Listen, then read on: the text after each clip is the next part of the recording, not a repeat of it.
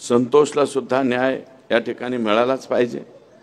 आणि बीडमध्ये न्याय मिळत असताना तसं जर पाहिलं तर मनोज दादा माझ्या अगोदर तिथं गेलेले होते, परंतु तो दिवस पीएमच्या संदर्भातला निर्णय घ्यायचा होता, पीएम करायचं होतं, लोक रस्त्यावरती आलते आणि तिथं स्वतः मनोज दादा बसून होते। मग शेवटी दादांनी सांगितलं घ्या करून आपलं, फार काय लांबत बसू नका। परंतु पीएम रिपोर्ट आला तो 8 पानी पीएम रिपोर्ट आला। त्या 8 पानी रिपोर्टमध्ये एवढ्या गंभीर बाबी आहेत की असं इतकं चुकीच्या पद्धतीनं कधीच कोणाला मारलेलं नाही। आणि हे कशामुळे होत आहे तर हे परळीकर जे आका आणि त्यांचे आका आहेत यांचे वेगवेगळे उद्योग आहेत। त्याच्यामध्ये बाकीच्या काही गोष्टी सांगितल्या, परंतु त्या व्यतिरिक्त गोष्टी सांगतो।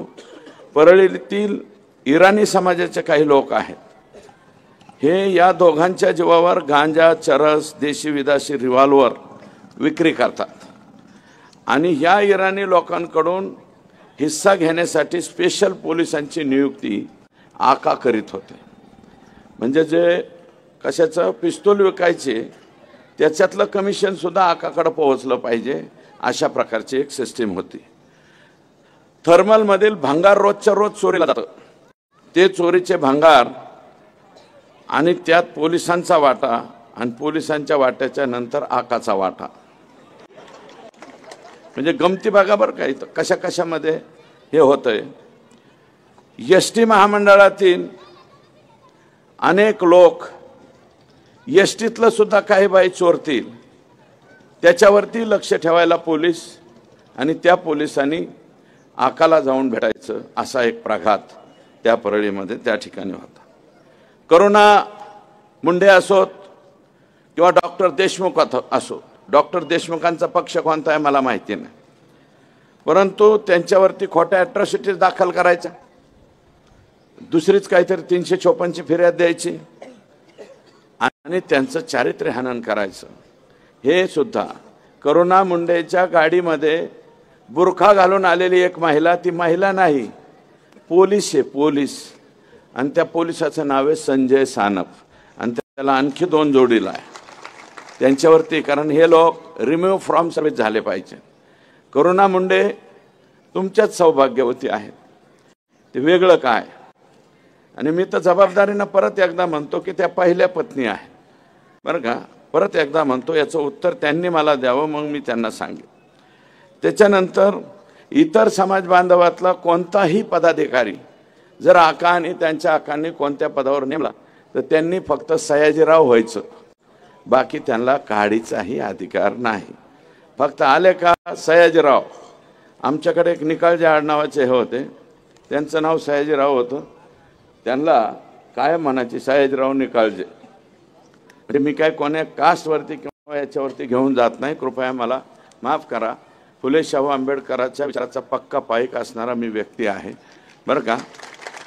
त्यामुळं त्याच्यानंतर परळी शहरामधले पोलीस आका आणि वरिष्ठ आका यांच्या इशाऱ्यावर सगळं काही गोळा करायचं काम करतात सगळीकडेच। याच्यामध्ये जुने नवीन थर्मल पॉवर स्टेशन असो, सिमेंट फॅक्टरी असो, जवळपास असणाऱ्या छोट्या मोठ्या कंपन्या, या सगळ्यांकडनं हप्ता हे तिथं गेलाच पाहिजे, अशा प्रकारची यांच्या हप्त्याला वैतागून एक कोरोमंडल का काय नावाची कंपनी इकून निघून गेला। कोरोमंडलचं सिमेंट येत असेल ना पैठणला, तर ती कंपनी इकून त्यांनी नमस्ते लंडन केला आणि थेट त्याच्या राज्यात निघून गेला। आता मी जे आरोप करतोय त्यांनी ह्याचं उत्तर द्यावं। आणि ते आता एक आका तर आत गेलेले आहेत, दुसरे मोठे आका बाहेर आहे, तर बाहेर असलेल्या आकांनी ह्या प्रश्नांची उत्तरं द्यावेत असं माझं मत आहे। त्याच्यानंतर या ठिकाणी पोलीस दलामधले कर्मचारी जर आका आणि त्याचा आका याचंच ऐकून काम करीत असतील तर मी राज्याच्या मुख्यमंत्र्यांना विनंती करणार आहे, मुख्यमंत्री महोदय, टीव्ही चॅनलवरील सोनी चॅनल मधले CIDतले पोलीस सावधान इंडियाच्या मालिकेतले कलाकार, ओरिजिनल पोलिसांची नियुक्ती आई शपथ करू नये. संत एकनाथाच्या ह्या नगरीमध्ये मी बोलतोय, ज्ञानेश्वराचा जिथे जन्म झाला त्या भूमीमध्ये मी बोलतोय. ज्या माणसानं आम्हाला शांती शिकवली त्या ज्ञानेश्वराच्या भूमीमध्ये बोलतोय, संत एकनाथाच्या भूमीमध्ये. 100% मी लेखी पत्र देणारे मुख्यमंत्र्यांना सोनी चॅनलवरची CID आणि सावधान इंडियाच्या मालिकेतले कलाकार. म्हणजे बाकी कशाला बघ, हे सदरक्षण आहे, खलनिग्रहण आहे. सत्यमेव जयतेच्या ऐवजी असत्यमेव जयते असं नाव तिथं टाकलं पाहिजे परळीला, अशी एकंदरीत परिस्थिती आहे. बरं, हे जे छोटे आका आहेत यांना 2/2/2022ला ईडीची नोटीस आलेली आहे. ईडीच्या नोटिसीची तारीख सुद्धा मी काढून आणली. एन्फोर्समेंट डायरेक्टरी दिल्लीची नोटीस आली. ती का नोटीस आली? आणि आकानी माल बी काय कमी नाही जमावला राव. शिमरी पारगाव तालुका माजलगाव सुदाम बापूराव नरवडे या व्यक्तीच्या नावावर 50 एकर जमीन.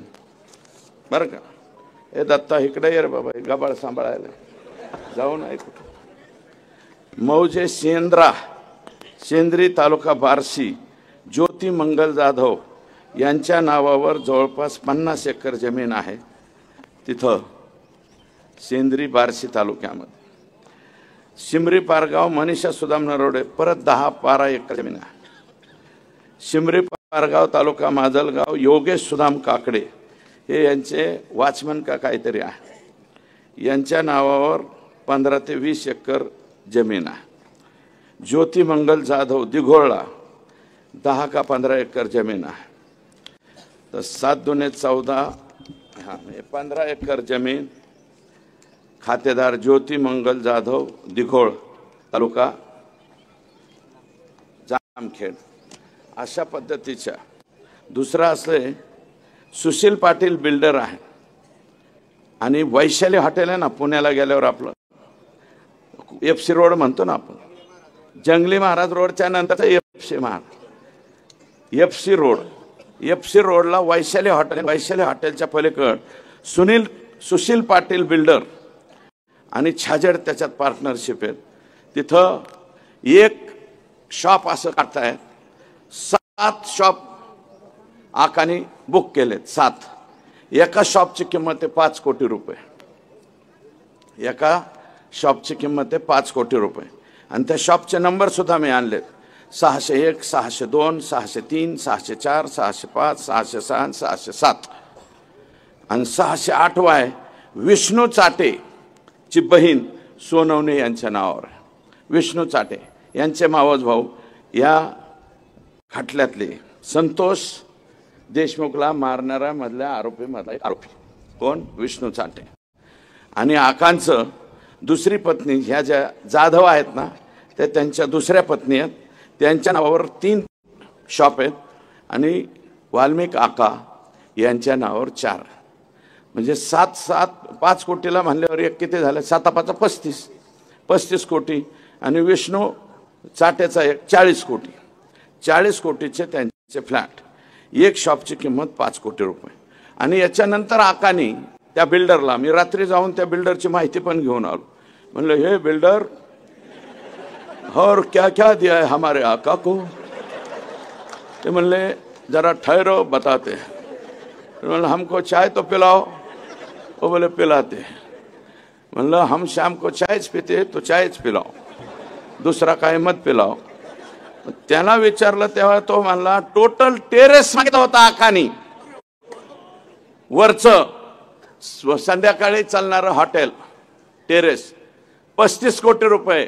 तरी आमचा आका म्हणला होता 35 देतो, देऊन टाक. पण तो छाजेड आणि पाटील म्हणले आम्हाला नाही द्यायचं.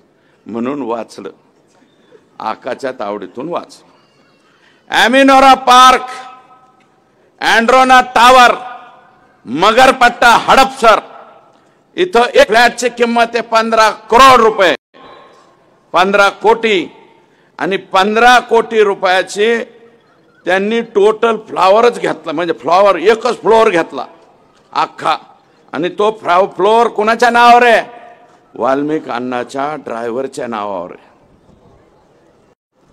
ड्रायव्हर आणि ड्रायव्हरकडून भाड्याने राहायचे ॲग्रीमेंट सुद्धा करून घेतले आणि त्याची किंमत होती 75 कोटी रुपये.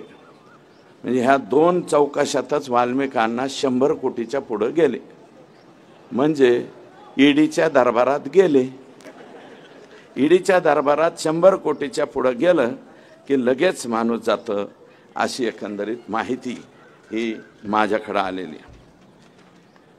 सुदर्शन घुले आणि ही मंडळी नको मला झालं. हां, हे गोरख दळवी, अनिल आप्पा दळवी मावळ प्रांतामध्ये, जसं छत्रपती शिवाजी महाराजांनी सगळ्या प्रांतामध्ये आपले माणसं ठेवले होते, मावळ प्रांतामध्ये हे आकांनी गोरख दळवी आणि अनिल आप्पा दळवी हे बापलेख ठेवलेले आहेत. कुठं काही ऐकायला सापडलं की येऊन द्याच म्हणते, शिल्लक ठेवायचं नाही. म्हणजे एखाद्या वेळेस अंबानींना सुद्धा मागे टाकतात का काय, अशी कधी कधी माझ्या मनात. कृष्णा शेंडगे, हरिभाऊ इंगळे, सुदर्शन घुले, सोमा घुले, चंद्रकांत ज्ञानेश्वर घुले, ट्रॅक्टर चोरी करणारी टोळी. ही ट्रॅक्टर चोरी करणारी, याला संपूर्ण साथ. ट्रैक्टर चोरी करो, चंदन चोरी करो, किसको भी बधाड़ो, किसको भी मारो, आका तुम्हारे साथ. आका तुम्हारे साथ है म्हणल्यावर कशाला घाबरतील हे. आणि हा उद्योग करून ठेवला त्यांनी. मी नाही सांगत, 109 मृतदेह सापडलेत एका वर्षात परळीमध्ये. 109, त्यातले फक्त 5च रेकॉर्डवर आले. 109 पैकी 5 आले. 104 मृतदेहांची ओळख पटली नाही. कशामुळे मेलेत याचा बी काही खातरजमा नाही. काही काही जणांचे तर हाडकं सापडलेत, नुसती हाडकं. 109 मृतदेह जर एका वर्षामध्ये परळीत सापडत असतील, पैठणमध्ये असं आहे का? माझ्या आष्टी तालुक्यात नाही. पाथर्डीत येता येता मी चौकशी केली, 109 असतात का? 5-4 जरी झालं तर आम्हाला भीती वाटते. 109 लापता मुर्दे इथं सापडले. अशी एकंदरीत परिस्थिती आहे. मग का हिम्मत होणार नाही संतोष देशमुखच्या अंगावर जायची? गेले, कुणासाठी गेले? हे खंडणी वसूल करायला गेले. त्याच्यामुळे आका हा 100% 302चा आरोपी आहे. आणि ह्या मधल्या कालावधीत आका आणि आक्याचा जर फोन झाला असेल तर आका सुद्धा ओबी लाइन में खड़ा रह सकता है. 100% लाइन मध्ये आला पाहिजे. 109 मृतदेह हे मी नाही सांगत, टीव्ही वाले सांगायला लागले. सगळ्या टीव्ही वाल्यांनी बिचाऱ्यांनी फिरवलंय ते. जरीन खान पट्टेवाला, हे तुमचे संभाजीनगर मधला मुस्लिम बांधव जरीन खान पट्टेवाला, गाव बिव शोधा तुम्ही.